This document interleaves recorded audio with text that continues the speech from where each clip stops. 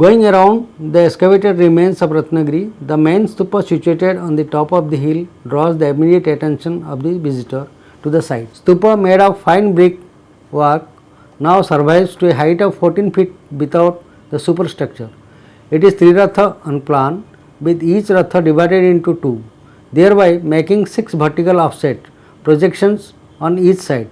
The stupa is assigned to 10th century CE, with evidence of an earlier stupa dating back to 5th century as indicated by a few inscribed stone slabs. The main stupa is surrounded by stupas of varying dimensions, denoting the exalted position of main stupa. The discovery of charred bones from the stupa area during the excavation suggests that some of these stupas are saririka and not merely votive of dedicatory.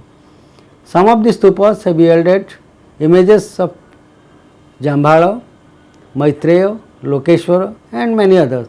The excavators reported recovery of large number of sculptures, stone and terracotta plaques bearing Dharini and Buddhist texts Pratit Samutpada Sutra from the debris around the main stupa, which originally adorned the stupas. Now next is the monastery.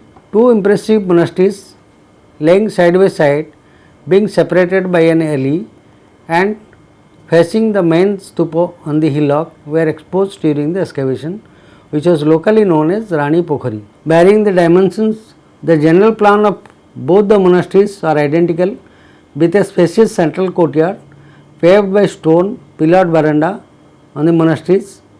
So, 3 phases of structural activities from about 5th century up to 16th century CE, which clearly suggested that though the Buddhist establishment at Ratnagiri started late, it struggled and survived through the vicissitudes of time until the time of Mukunda Deva in 16th century, when the last restoration was undertaken in the site as pointed out by the excavator. Monastery 1, the largest of the 3 in Ratnagiri, is an imposing square structure measuring approximately 55.32 square meter. The outer face of the monastery wall is veneered with blocks of polished khandolite, which gives an impression of a fortress, a tantric Vajrayana stronghold for sexo-yogic esoteric practices, as evident from the erotic images depicting both Mithuna and Maithuna scenes, which is unusual of a monastic order. Access into the monastery is provided by a flight of steps that leads into a frontal porch. The side walls of the spacious frontal porch are designed like the bada of the typical Kalingan temple, with a series of base mouldings of the Pabhaga foot portion and the Jangha wall portion is relieved with decorated niches housing Buddhist divinities, along with impressive figures of Padmapani and Vajrapani. What draws the attention of the visitors in Ratnagiri is the exquisitely carved chlorite door frame. The carving of Gajalakshmi, which is considered auspicious, on the lintel, well decorated bands of creepers and floral motifs, along with diminutive figures at the base of the jambs, is an example of superb craftsmanship of Odishan art heritage. The door frame leads to the visitors into an antarala or vestibule, where in the brick walls in the east and west exhibit respectively the seated chlorite image of Hariti and khandolite image of Panchika in the niches. On crossing the antarala, the visitors passing through a veranda arrives into the stone paved courtyard that measures about 27.25 square meter.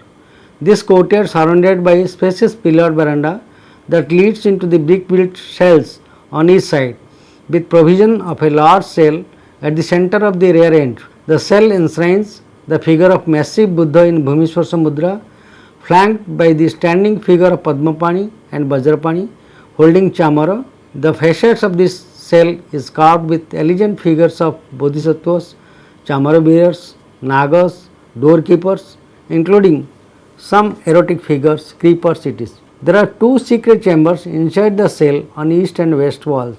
The monastery has 24 cells and 60 khandolite pillars in the veranda in front of the cells. There is the provision of a staircase in the southern western corner of the veranda, taking into account the massive thick walls of the cells and the provision of staircase, is not improbable that the monastery was originally a double storied structure.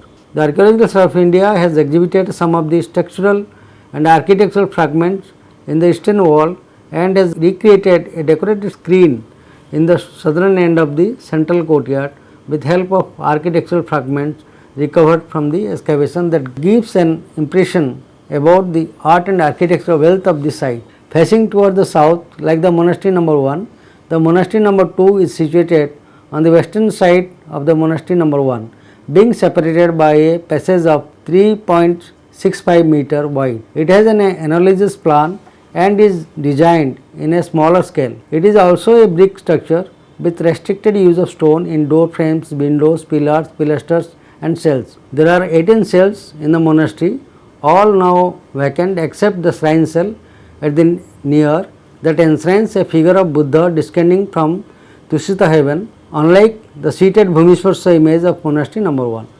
The sanctum door frames are ornately carved, similar to the entrance portal of monastery number 1. Besides these two monasteries, there is a small single wing monastery near the museum building. It measures 10.25 meter into 8.04 meter with 3 brick built cells and a common frontal veranda. From these impressive structural remains, large number of architectural fragments, sculptures of stone, bronze, brass, terracotta, images of Buddha, several Buddhist deities have been discovered along with inscribed tablets, terracotta ceilings, which are now housed and exhibited in the Archaeological Site Museum located in the northern end of the site.